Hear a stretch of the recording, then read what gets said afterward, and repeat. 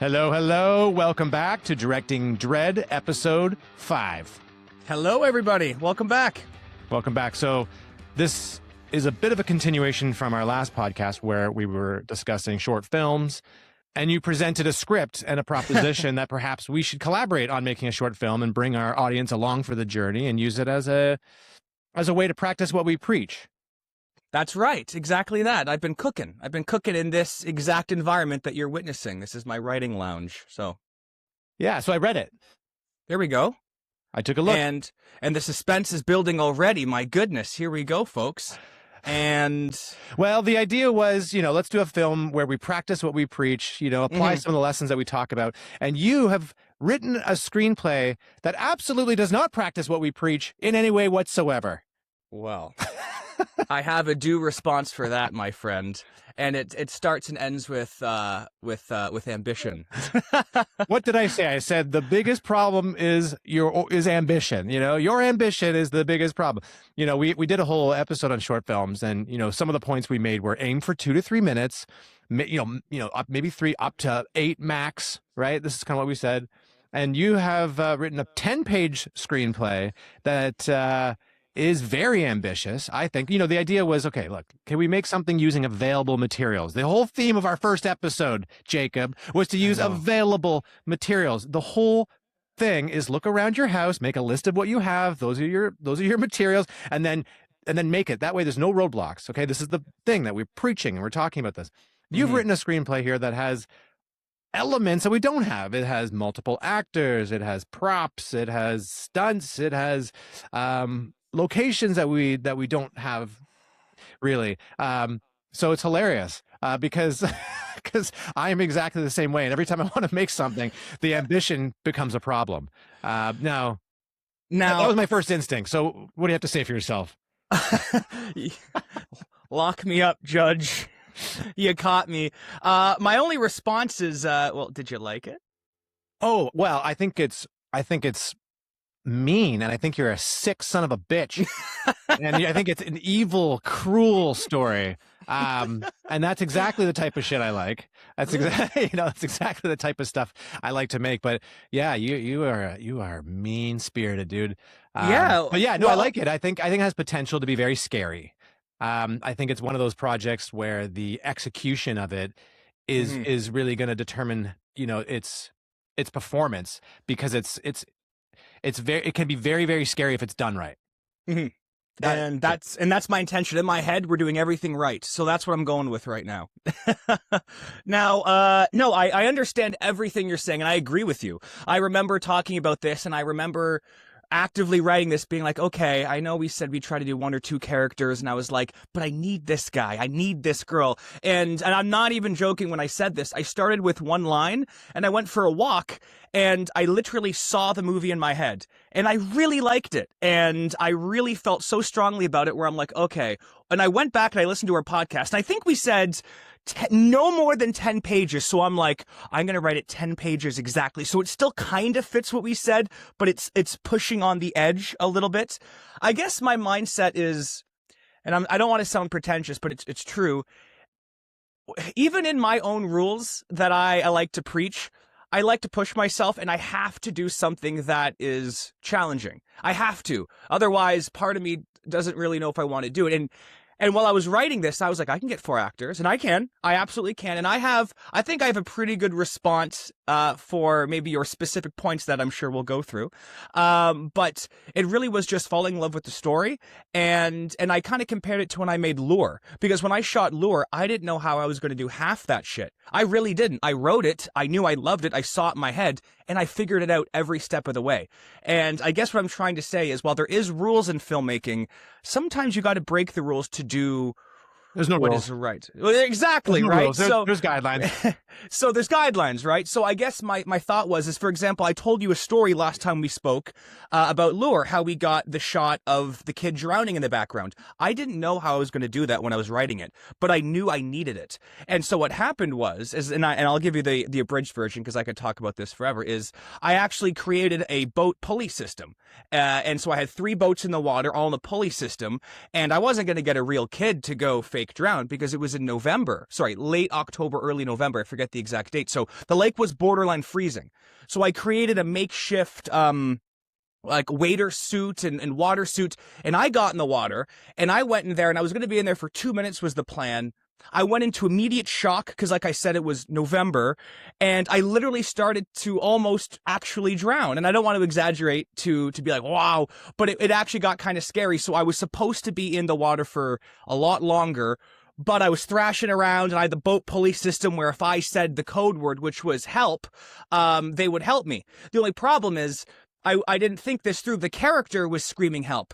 So my buddy in the safety boat, John, who I'm sure I'll mention many times, didn't know when actual safety was in. So the footage we use in the film in Lure is exactly to the frame all of the usable footage we had of me drowning in the lake. And again, I didn't know how I was going to accomplish it. I had no idea. I'm like, do I tell a kid? Of course not. You know what I mean? If you're going to do something dangerous, you do it yourself. But I didn't know how to do that. So we set up the camera, we had it rolling, and I screamed, fucking roll, as I was actually drowning. We got the usable footage. We went on there. So I say that story as kind of an example of, I've kind of done this in the past where I've written myself in a corner, but I've always figured it out. And with this script, particularly Let Her Feed, there are some things we should absolutely go through, but there's nothing in there that I know I can't figure out and accomplish, or I have not already done so. So I'm trying to make this overly ambitious script more appealable and feasible with this caught red-handedness, but that's the approach I took when I looked back on how I did Lure. So I don't have the bandwidth to do something that's really beyond a couple minutes, or to do something that is like that is so involved. So reading it, I was like, oh my gosh, I know what's involved in bringing that script to life, Jacob. It's you do have to go through a casting process. You've got dialogue in here from children. You've got a father who has to be very, very convincing in this role. He has to reach real deep into a psychological place to extract a performance that is good. These movies are judged on the performances kind of, and the kills and everything else, but you really need actors in this that are real actors that are good. It requires the very first thing that's described is an overgrown lawn of a decrepit house. Like, what? Where are you going to get an overgrown lawn? We're going to like have to sit there and have someone like not cut their grass for a summer. Yeah. So I cut my neighbor's lawn. I've been skipping it every week. Believe me, it's all planned. They're so pissed. No, I'm just kidding. No, but it's funny because right away the first thing is like overgrown lawn. I'm like, where are we getting the overgrown lawn? It's like, yeah, you got to produce that. Like, okay, yeah, no, but it's awesome. I think it's really great for this, and I love it because I wanted to do this podcast with you because I'm of a different vintage of you. I'll put it that way.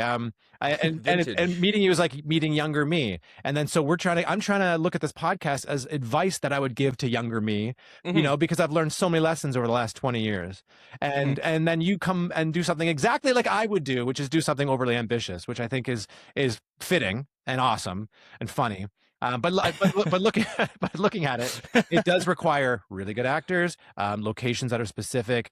Like I was thinking we would make something like in my house, which isn't kind of run down, and it looks nice. Yeah, it's a nice house. Like well, it's like a normal suburban home. Like I was thinking, something with like my kid, like one actor, where it's just like a real simple 2-minute thing, like we discussed, or like I was preaching on this podcast. Yeah. But then this is not that.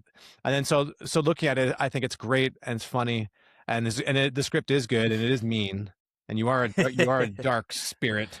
Yes. You're probably thinking, Jacob, how are we going to find this Book of Solomon, this demon book? Does it even exist? Like, what are you talking about? You can't. You're insane. Well, I've already kind of got the book here that was based off a lot of real demonology that I've been kind of going off of. So this is a real demon book called the Book of Solomon that I've been actually researching for the better part of a year now. And I know it's legit because it actually comes inscribed with a warning on the first page. Oh boy. And there is no author because, sorry, there's a disclaimer, yes. So all the information I've been using to create supernatural demonic entity, I try to That's great. tailor it to real life. Yeah. Kind of like how Payman was in Hereditary, because Payman is actually one of the demons in this book. Yeah. So everything that I've kind of written, I have tried to orchestrate around things I can get or could possibly get or have a connection to. And again, I know there are many scenes where there's 3 characters talking or whatever, but I know I can do that. It might be a bit more difficult than obviously we had previously intended, but part of me doesn't want to do anything if I can't impress the people around me. So I just want to impress you, Dad. Well, come on. well, let me reach for the cookie jar. Come on. the challenge is bandwidth for me. Mm-hmm. I wouldn't be able to commit to directing something with you that's going to involve a casting process and this level of art direction. I know exactly what's involved in directing that script that you wrote, and it's good. And it's a lot of work, but I wouldn't be able to do it. So that's why I think this is something that you should direct. Because it is good and it can be very scary. And if you want to do something, if you're passionate about it and you're passionate about and you have a clear vision for it, then it's your movie, you know. And so that's how I feel watching it. It's like it feels like something that you should make, not something we should make from a directing standpoint. Well, no, I hear you out because I do really do love it. Like, and again, I know I'm biased because I'm the guy who did it, so I'm aware of that. But I still want to be involved with you in some way, and I understand that you're that band. So I'm using that word you just used. That bandwidth is too much for you. But I still want you involved. So I guess moving forward, if I'm going to direct this and kind of lead it up, because I will say I want the brunt of the work. I want the stress. I want everything on my shoulders. I can do it, and I know I can do it really well. But I still want your involvement. I still want you kind of in the sphere of, would you be willing to produce it with me? Would that be something that you'd be kind of in line with, kind of be involved in the project, help me organize, but still let me deal with the brunt of the work and deal with the crew and stuff like that? Like, we'll produce it together, but I would still love, and I think your involvement would really elevate this project and kind of aid me in a way to tell the story better. I think that's a good idea. This feels like a project that you have a vision for. It wouldn't be fair for me to direct, to take sort of authorship over the direction of this when you are passionate about it and it's your story. And I think if I can produce it for you, then I can help nurture your vision as a director. And I think that is a better use of my resources for you, because then you have a project that you've directed. Then when it goes out to film festivals and stuff, you get the acclaim of that because it's yours. You've created something. I think that's a great idea if you're willing to do the work, because the work that's involved here, you've made films. This is a lot. I mean, I like the idea of producing it. I would love to produce, more project for directors like you who are coming up. I think it's, let's do it. I think it's a fun idea. There we go. And that, just like that, our fate is sealed, ladies and gentlemen. Sometimes being overly ambitious can get you a little bit above, or I guess put your head above water, but we'll see what happens. Well, the other reality of this screenplay is that it's going to require a budget. I was thinking, in our initial conversations on this podcast, the whole point of using available materials is to do it without any financial roadblocks. You're going to need a budget for this, because there's things in this. There's dead animals that these people eat. Like that what is that? That's a prop that someone has to eat. Who's making that? I don't have that dead cat lying around in the studio here.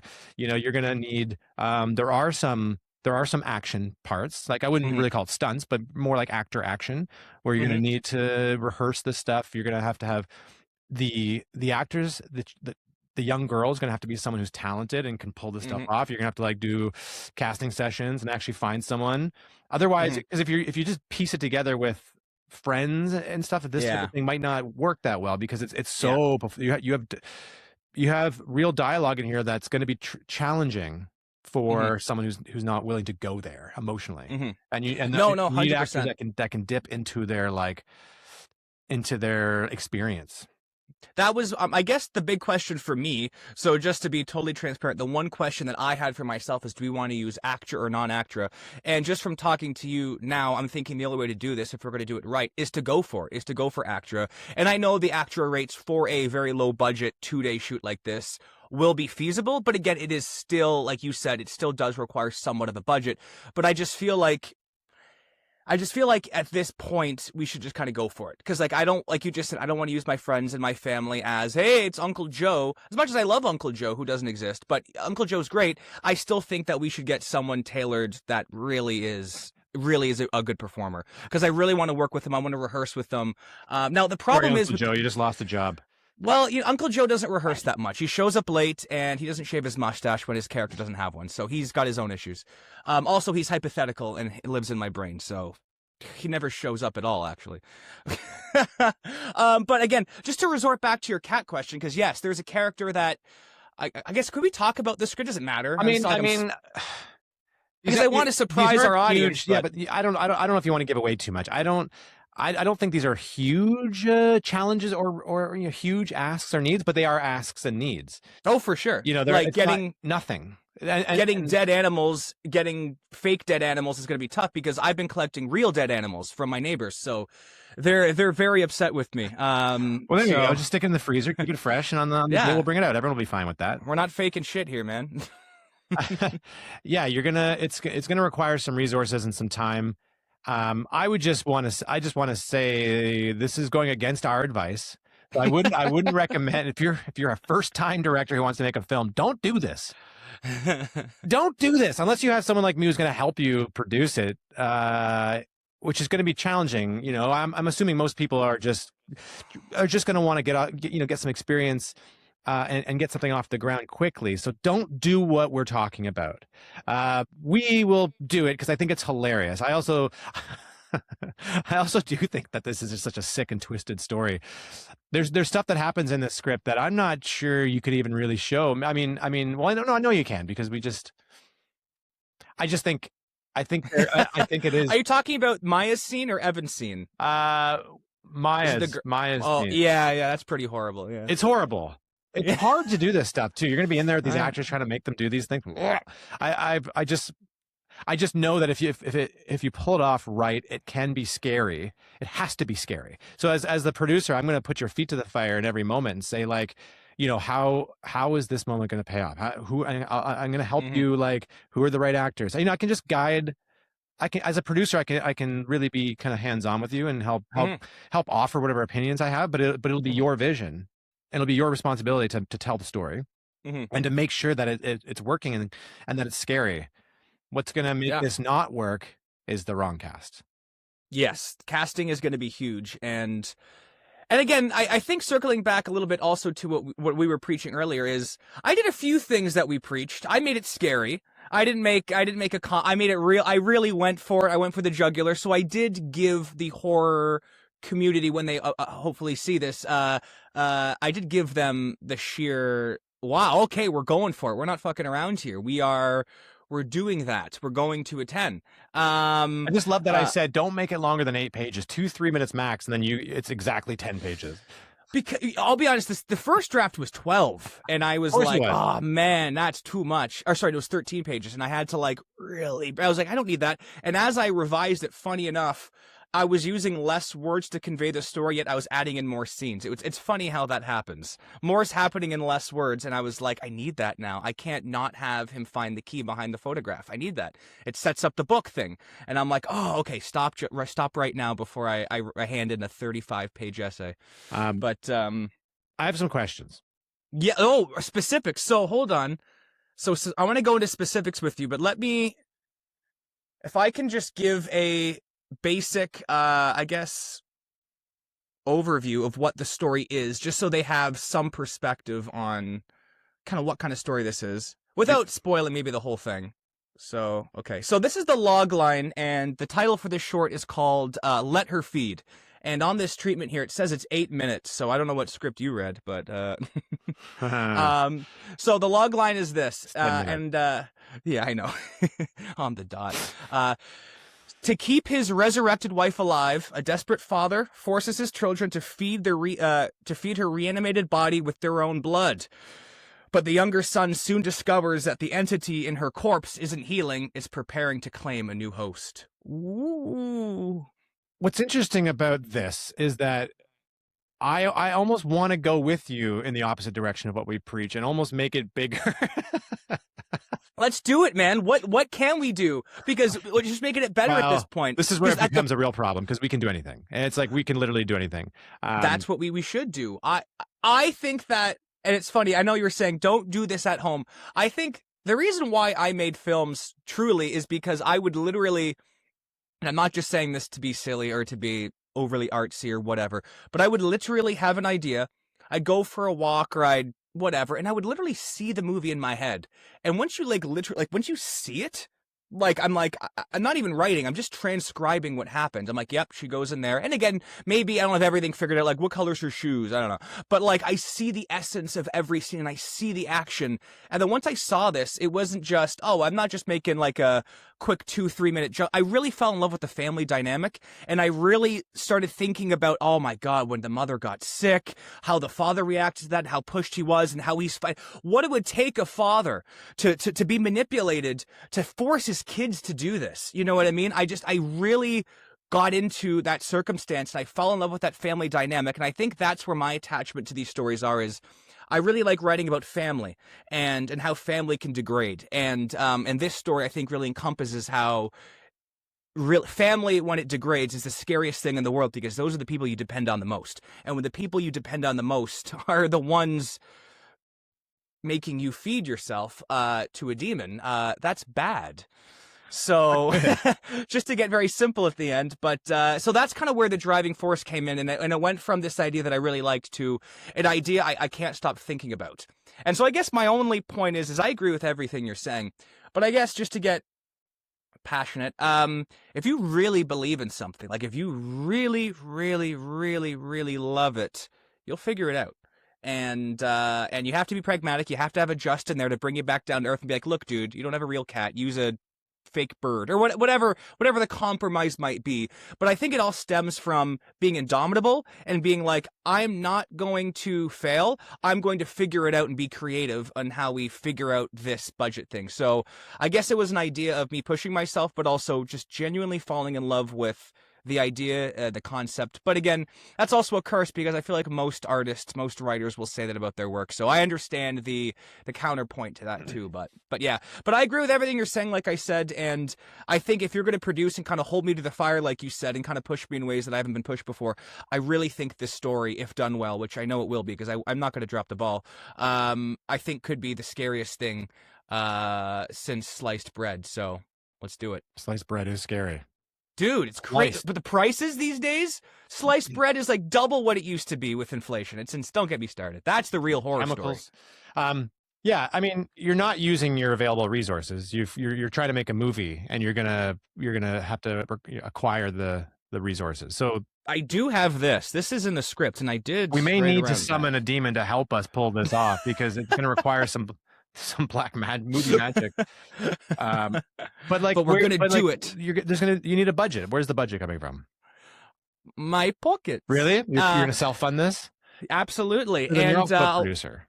Yeah. So, but also a lot of the things I'm already planning right now are through connections that I've made through Chimera, through Lure, and growing up, I worked on 2, 3, 4 dozen short films of donating my time. And again, I don't want to say this rudely, but I'll say it politely. A lot of people owe me favors. A lot of people will aid me when I need it, because I was able to aid them. And I think that's the one thing I've learned my whole life, is that when you give, you get. You really have to give yourself to a community of filmmakers. And I have the privilege to find that community and do that. So I already have a long list of people that when I need them, they'll come. They'll come from Gondor, because they know that we've lit the torch. And I know that I can really source and build a team, a very specific team, and surround myself with really talented people that can do the job better than me, that I've worked with my entire life. I've actually already been building said team, like MacGruber, and I really know that when push comes to shove, I'm gonna have the best army beside me the whole way. It's people that are more talented than me that can help me tell this story in a way that I didn't know. So a lot of my resources are connections of people that I've known and met my entire life that will aid me with this and basically mitigate the budget down a lot, because they're going to bring such a high skill set, and they're going to be able to do it for very little, if not favors and coffee, and work together to create something that they believe in and that I believe in. So that is one of my answers, is that I do have a group of people that believe in me, that have worked with me before that I believe in as well that are going to they're gonna pull through. Yeah, you're going to rely on some favors. That's fine. That sounds Yeah. fine for crew. But there's hard costs here, right? If Mhm. you're going to go actor, you're going to have a hard Yep. cost with each actor. You're going Mhm. to have to feed everybody. You're going to Yep. I have gear, I have cameras and lights and all Mhm. I get all this all the technical stuff is Mhm. fine. It's really more Mhm. the actors, the insurance, the food. Yep. You're going to need production insurance, food, the location unless you're getting for free. You're going to need the there are some props and production design needs. Mhm. You know, when it comes to the house, like you're gonna have a production designer, I'm assuming, or Yep. someone who's gonna like take care of that. Yep. Um, I'll be probably alongside with them. I have a very specific idea for the house. I've got 3 locations in my mind already. I'll be reaching out probably after this podcast, all around Uxbridge and around this area. So I have 3 possible connections, but the location is the other big, okay, boom. I do not have a location exactly secured just yet, but I do have 3 sources that I'm going to be looking into and, but you're gonna pay and for them, or just try to get a favor. we'll see what happens. I Right. can be This quite has to be worked persuasive. out. We got lots to work out here, but Yeah. even though it's a short film, these are it's still you still have the sort of like basic needs of Yeah. a feature just condensed into a day or two. Yeah, exactly. If you do that. it if you stretch this into 2 days, which for this you probably will need to, then all the costs double for the you know Mhm. for the cast. I've True. got food taken care of. Specifically, my family has helped me out with Chimera. I also live next door, literally to a film caterer. So I've already got, and I'm not even joking, I have almost every head of department in my head at least accounted for. That will do it for a reduced, if not favor cost. And again, if anything, you got to flip people money here and there, kind of a thing. But and again, I know you can't run it that way all the time, but you'd be surprised what we got away with Chimera, and that was a much bigger project than this. And I know that I can kind of leverage certain connections. Well, and yeah, I mean, to I get this just done. know it's involved. You're gonna have like Oh yeah, you've got some special makeup effects needs. So Mhm. someone's got to come in. You're gonna have to have Mhm. like a hand or some limbs that someone can bite through, that has blood coming out of it. You have Mhm. like that's not free or easy, but it's Mhm. it's not impossible either. It's just these. I'm just being honest about what you actually need to produce well Yeah. for this to work. Mhm. You don't want to just because otherwise these I've seen so many films where the gags just it takes you out of the story as the Yeah. audience because it's not executed well. This script that you've written requires the right execution. I wouldn't want to produce something unless it was, and I know from your other films that you can execute it well. This has more resources than Lure. Mhm. You know, more needs. It does. It has more Mhm. needs. It's more actors. It's more everything.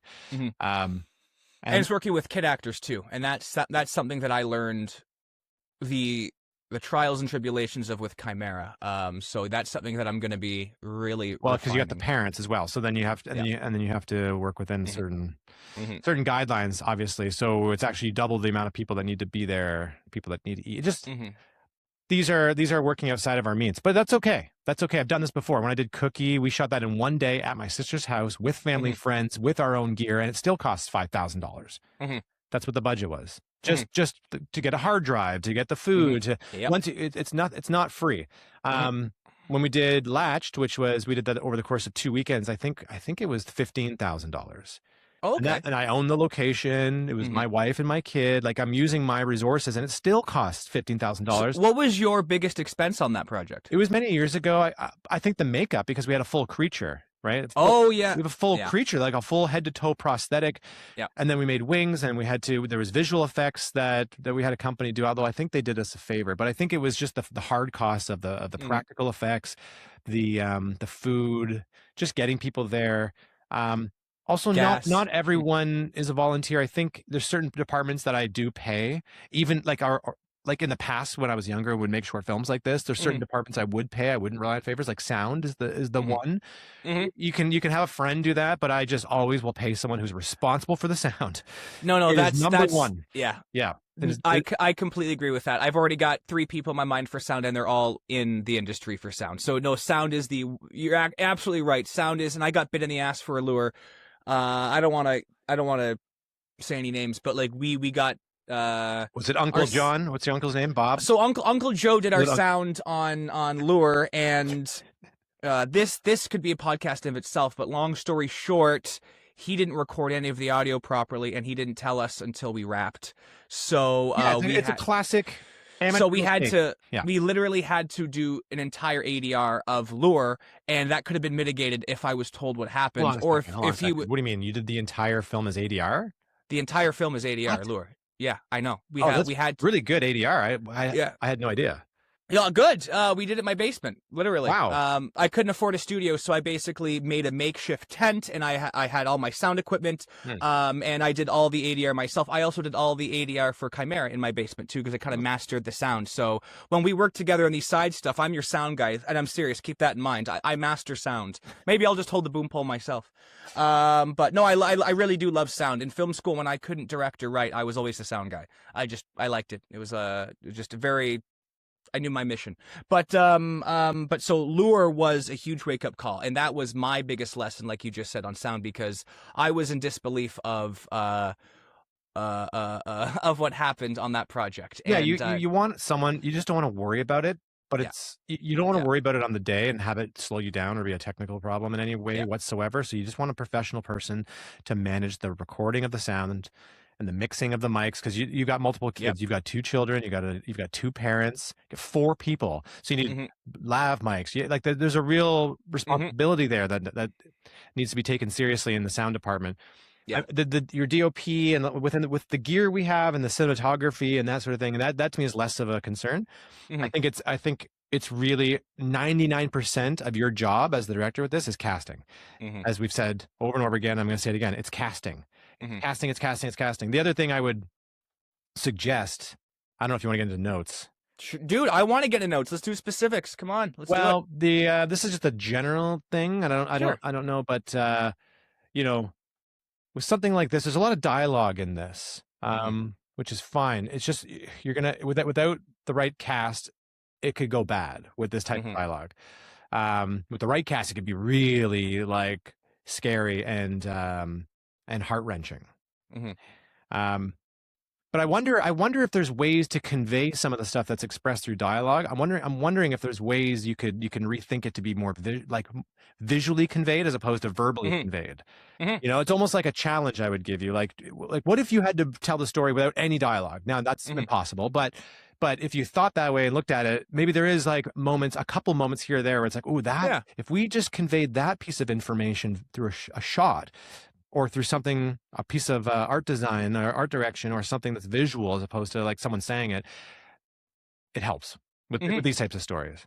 I mean, that's my only note 100%. going through, especially with the kids. I mean, kids are so expressive and they can say a lot without saying the words. hmm Once you try getting them to say the words, I just find in the Yeah. edit, you end up cutting it all out. You end up realizing like, oh, we get it. We don't need them to say that. It's kind of like on the nose. Yeah. So that, No, that's a good point. you know, Yeah. that was like one thought I had. hmm And the other thought I had is like actually amping up the ending.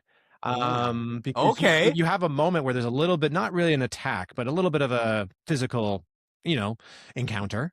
I would beef that way up. I would do something at the end that's like shockingly violent, because if I'm helping produce it, then that means that we can do some pretty interesting visual effects. We can kind of like, you can kind of think visually, if you're going to have these actors in a location, we're going to film it, then we can actually go a little bit bigger with that ending, I think, and do something that. Okay. If you're pushing me to make the ending a bit more shocking, Well, listen, if we're going to throw all of our own rules out the window, then we got to go for it the other way. dude, I didn't think this conversation was going this way, but okay. More shocking of an ending. Well, you have basically, she kind of lifts him up, right? She kind of holds him up. Yeah, no, I'm just, again, this is a bad idea, but like, I get what you're saying. Like, let's make that last image of horror like an eye-opening, holy motherfucking shit moment, as opposed to just a oof. Like, we can go from oof to holy fucking shit and leave the audience's jaw on the floor, which, hey man, I'm gonna revise that. You know, I'll do another revision of the script. Think and about I it can like this. see. What's the one thing in this screenplay that we've never seen before? You need it. You need one thing. I think at the end, you do something there, which between the wife and the husband, between the two of them, not with the kids, something between them that we've never seen before, or it could be something with the kids. But I just think you need to get excited about, oh my God, we've never seen that, and that's gonna end up being like kind of like a centerpiece in the climax. Yeah, yeah. It's a challenge. I challenge you to think about that. Sure, absolutely, I will. Yeah, no, I like that. Well, I'm going to I don't want to inject one of our spoil. rules into this rule breaking project, which is you've committed to making something scary cool. It still needs, I think in the end, they're one thing we've never really seen before. Okay, copy that. And And then good the acting. dialogue thing and expressing stuff visually, our ideas, conveying it visually as opposed to Hmm. verbally is just a thought. I would just be interested in how you would you know Hmm. approach that. Absolutely. No, these are great points. I love it. This is getting me excited. Yeah, I have a lot of work to do, and Would you storyboard this? How would you plan to shoot something like this with kids? so I really like with kids, yeah. So exactly that. So I really like working collaborative with my DP. So what I normally do is I create a shot list, and I'm not a good drawer, so I do like very loose, shitty storyboards. But I basically then take my shot list to the DP, and I really like to work with him. And so I have another interesting approach. So my editor on all my projects is my creative partner Vrish, who edited Lure and Chimera, who usually co-writes with me, who didn't this time, but he's a full-time editor. So what I do is I actually create the shot list and I explain this is my vision, and we have a big meeting with the cinematographer and my editor, and we basically create a revised shot list and turn it into storyboards literally for shooting and editing. So the cinematographer, director, and editor are all on the same page of the same unified vision. And that's helped me create a unified goal between the key heads of department that are putting the film together. So that's kind of my approach with collaborating with the cinematographer and the editor, because I know that's not maybe as traditional, but the way I do it, I know that my editor is going to be my editor, and him and I are so in sync just instinctively, and I really like our cinematographer to be like that. So on set, he can just go, Jacob wants this, because he knows what we're doing already. So yes, just a long story short, storyboards and a shot list, revised shot list, and we'll go from there, especially with the kids. So yes, that's a very good point. I think you need a big interior house as well. I think Hmm. if you're in a tight space, it's going to be hard to build the suspense, because there are moments in this where you can really build the tension, ratchet it up really nice and tight. Hmm. But you need space to do Yeah. that for characters The to back room. move and for the cameras to move around. The back room with the mother for sure. That's my thought right now. I need a big room. The hallway leading up to the Hmm. room, even the kitchen where they're eating. You just want to, if you have space, it's easier to create tension. Hmm. Um, I would consider that when we look at homes and locations, Hmm. and the exterior of that house. You do need something. If you go with what you've written, you need something that's got overgrown grass, Hmm. dilapidated. The exterior and the interior don't have to be the same place, obviously. Exactly. I was going to say we could find the most rundown house. Hey, can we film here for blah, blah, blah, and then just do that, then go to it or inside set. And then even just thinking out loud, we could even just find an actual like set for the back room, because that's the main centerpiece of the action, because I want a very specific lighting scheme. I want it to be very dark and dreary. So there could be a way where we actually use, and again, I know this is crazy, I'm just thinking out loud here. We have location A for the exterior, which is literally just one or two shots depending on what we decide. And then we go inside for the main house, and then everything besides the actual back room where the demon shit happens could be its own room altogether, creating a larger space that we don't have to Yeah, and that way be in house. you could mess it up with blood and stuff, as opposed to dealing Exactly. with someone's home, which I've done That's a what I'm dozen thinking. times. It's like, you're always putting plastic on the floor Mhm. and people are all paranoid about it. But yeah, if you're in a set somewhere. That's what I'm thinking. And I have a lot of resources for that too. So I'm thinking that my main concern for the house set is basically the opening foyer when they come in, the kitchen, because the kitchen is very, very important. The staircase, hallway, like you just said, and then maybe the character Evan's bedroom. But we can kind of makeshift that bedroom anywhere. It's a very simple scene of him just reciting this ritual, and then he kind of wakes up and looks towards a noise towards the door. So that can be in a regular house too. It's just the actual, once we step inside the mother's room, that has to be a bigger room that allows us, like you just said, to fit in there, do some cool lighting stuff, because I think the lighting is going to be very paramount. I want a nice deep contrast. I want there to be like these really cool shadows, and a lot of the horror I think comes from the emergence within darkness. Everything you're saying, I'm in complete agreement with. Are you, as the co-producer or Mm. producer or executive producer or whatever role you want beyond your directing and writing and what else are you? You're a caterer and a Sound guy. young guy. Like, how are you going to put together a budget? Like, are you actually going to Yeah. have like a set amount? Like, this is the budget, and we're going to like Yeah. go through it and Yeah. allocate line items. I use Studio Binder for all my budgeting stuff. Studio Binder is awesome. I love Studio It Binder. really is awesome. Studio It's Binder is simple. underused.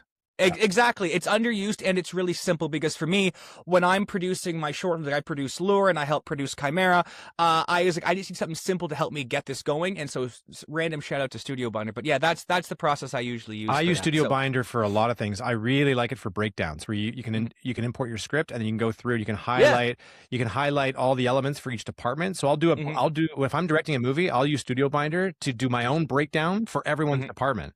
Mhm. Not that they use that, but it's for me to understand what every department actually what their actual real needs are. Yeah. I like doing that, and Studio Binder is great for storyboarding. I'll build storyboards in FrameForge, but then I'll put them into the storyboard application on Studio Binder because it's a nice way to organize your boards and to print them and to have different layouts. But it's kind of expensive, but it's worth it because if you're making a movie, it's only a few months that you need it, so you subscribe for the months and then you just kill it after because it's like 50 Yeah. bucks a month or something, right? Mhm. Anyway, we just Yeah. went on a Studio Binder tangent without being paid for that Yeah, I know. Come promotion. on, We should guys. reach out to them and be like, dudes, we are Yeah. in the field, man. We're covered in blood in the dirt, making movies with your software. Like, Yeah. let's get it. We're directing Dread and we're aided by you guys, so you should give us money. Sorry. And now we just went on another tangent. Yeah, I know. Sorry. But yeah, I mean, I'm actually excited to produce something that I'm not directing that Yeah. is comparable to things I've done in terms of scope. Yeah, and let me worry about all the bullshit because I know you're like I'm doing all these things I can't. I want to worry. I feel like I'm like a husband talking to his pregnant wife. Give me the stress. Give it to me. I want it. Oh, You do. you're going to get all the stress. That's I your love job it. as the director. You're going to absorb all that, and you're going to solve all the problems. I just like the idea of helping you and Mhm. actually helping you bring the vision to life and not let it get destroyed by the harsh realities of like things like physics and logic. Like we can What are you actually talking about, man? it's That just never gets in my way. yeah, it'll be fun to see you bump up against some challenges and for me to be able to swoop in with a solution and help. I think that'll Mhm. be really really helpful in that area. And then Yeah, it's your absolutely. story, it's your script, it's your voice, it's your role as the director. And Yeah. then we can use it as a example for people listening to this, and we can try to get it into film festivals and make it a whole journey that's just full of Yeah. lessons for everybody involved. So I think that's valuable and it's awesome. Thanks for writing it. No, my pleasure. I'll be honest. I'm just one. I'm glad you liked it, just as a narcissistic writer as I am. But also, number two, you bring up some great points, and everything you said I agree with. And also, I like that, even though it is a bit over ambitious from what we discussed, I like that we still want to do it together, and I like the approach. So I'm very excited to show the audience how we can do this, but also how you and I can work together and collaborate, and how we can make something truly scary Yeah, together. and then So when I direct my next short film, I am going to follow our own rules, and I'm going to write something for my son, one kid, and maybe his mother hmm and maybe his grandmother because they're literally like here. I have Yep. them; they're available resources, and we're going to do it in my house with my cameras. I don't want to leave the house. I don't want to spend $1. My goal with my short film is can I make something? I just want to see if I can do it within our own rules, within Yeah. 2 minutes, within the limited resources, and not spend a penny. So Well, you know so what? you can help produce that one. Yeah. I was gonna say I love that idea too. I'm because what I can do because I know this. If that's the one you want to bring to life, I could write something with you if you wanted, and then you direct it. I help produce I it. have Just because I ideas. I have ideas. I okay. have ideas. We got to talk about it. We should we'll sidebar because I have like guidelines for this Yeah. that are like, and I have a rough concept for it. Um, I only say that because the moment I hear the dinging bell, I literally will go right until it's done.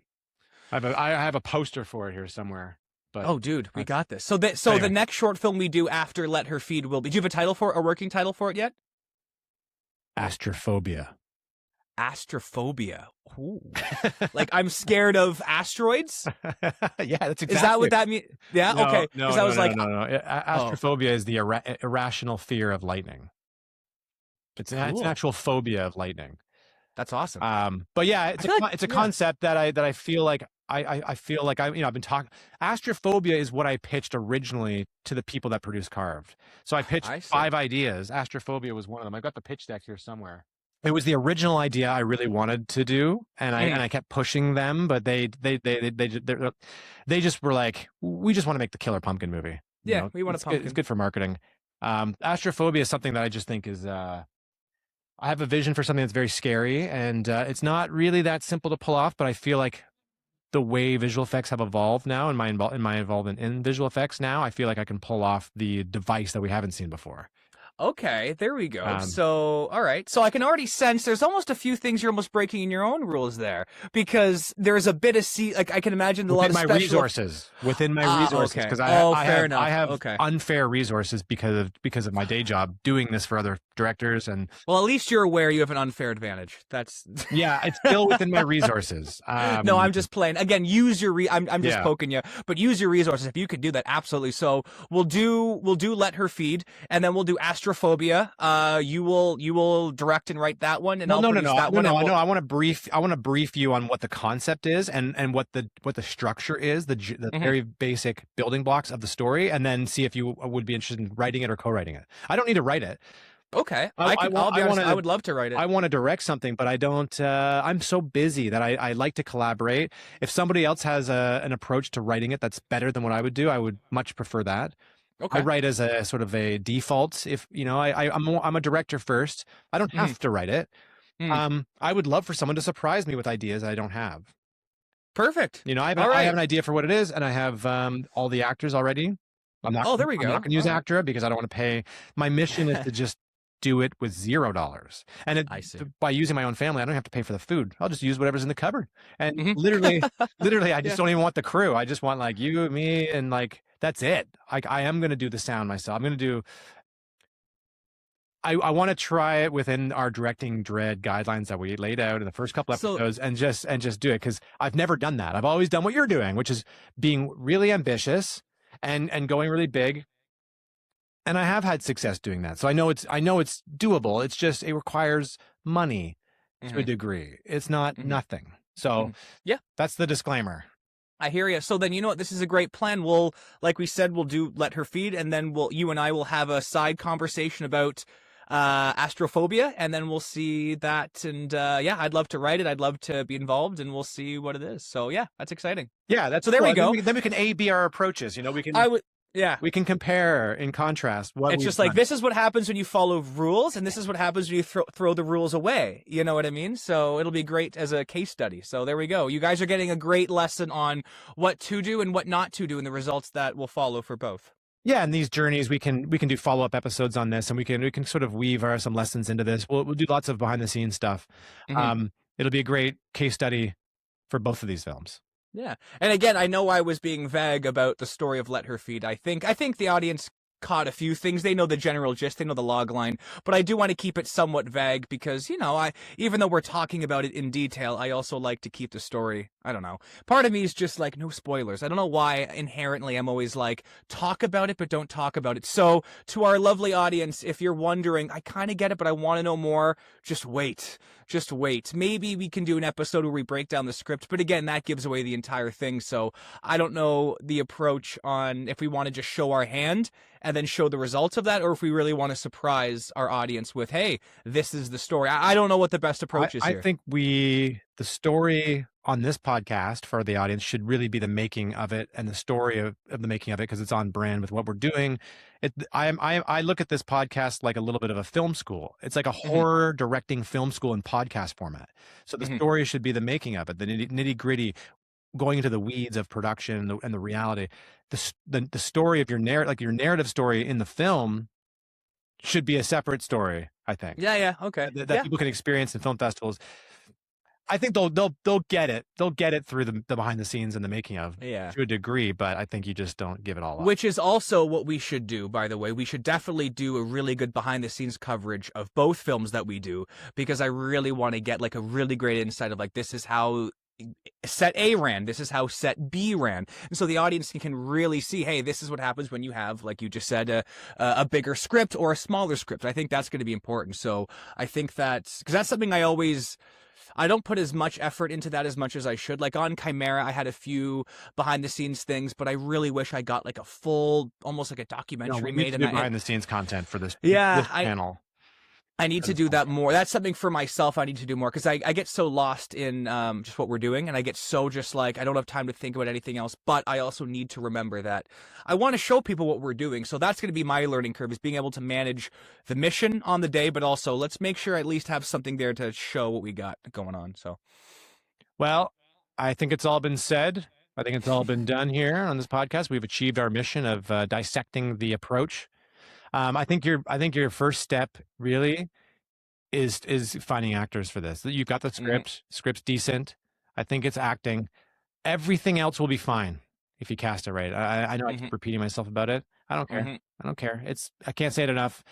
It's everything. I would just, because as soon as you find the performers that can carry these performances, as soon as you find the actors that can carry these performances, you will be energized by them, and it completely changes your vision in some ways, and for the better, hopefully. But I think that's the first step for you, or the most important step. Yeah. And you know, it's funny, and just thinking about everything you said logistically, like, I'm just thinking of little ways to maybe make it a bit easier on we're still keeping the story intact, and maybe it could just be a simple change of, like, maybe just aging up the kid actors just a bit. Instead of having a 10, 11-year-old, maybe they're 13, 15. You still get the point, but I can work with slightly more experienced actors in that regard. So again, I'm just trying to find ways, just like you said, to really prioritize the performances here and make sure that this story, you believe what's going on, because that's what I really want to do. I think this story really lives on the acting, like you just said. So I'll stop repeating everything you said, but I got my work cut out for me, and I'm ready to go, man. Yeah, it's the acting, and it's also just like the world building, like having the audience believe that this family is actually doing this. Like you need to capture authenticity in the dynamic of the family. It's their performances, it's like their ability to act, but it's also the casting of it's the casting of the dynamic of them. Like, you have to, your job as the director, like, to anyone listening, is to really, like, capture the authenticity in this family, or in these moments where you believe this could happen in real life. And you're never ever the audience should never be taken out of the story by something that doesn't ring true. And you're dealing with a fantastic subject, like it's supernatural. It's not grounded in reality. So you have to ground the performances and the storytelling in reality for it to work. Yeah. We can get more into this later, but that's my advice. I'm excited to work as a producer with you as the director. I think that's going to be super fun. Yeah, I'm really excited too. I know that we're gonna, just based on our conversations, I know that you and I are gonna be very in sync, and I'm excited to show you what I can do, and what we can bring to fruition together. So I'm excited to work with you and bring this to life, and yeah. And also, I'm really excited to show the audience how we're doing this and carry you guys along for the ride, because this is exactly the stuff I grew up watching. Just, well, how did they do this? And so I really hope that everyone watching gets some value, gets some kind of insight that you might not have gotten before. So I really hope you guys like the journey, but also I really hope you like the story, and I hope it scares the shit out of you. So we'll see what happens with that. Yeah, and it's refreshing to know that even though you're such a likable, funny, friendly, lovely person, that you're actually a sick, demented, twisted freak like me. So it's exciting. Yeah. Yeah, of course. Well, you got to smile, and behind the smile is the evil intentions, right? Yeah, it's that mean mug, exactly. Well, it's all very creative and very exciting. So thanks again for writing it. And thanks everybody for listening to our episode. It's been a blast. See you on the next one. Stay tuned. Bye.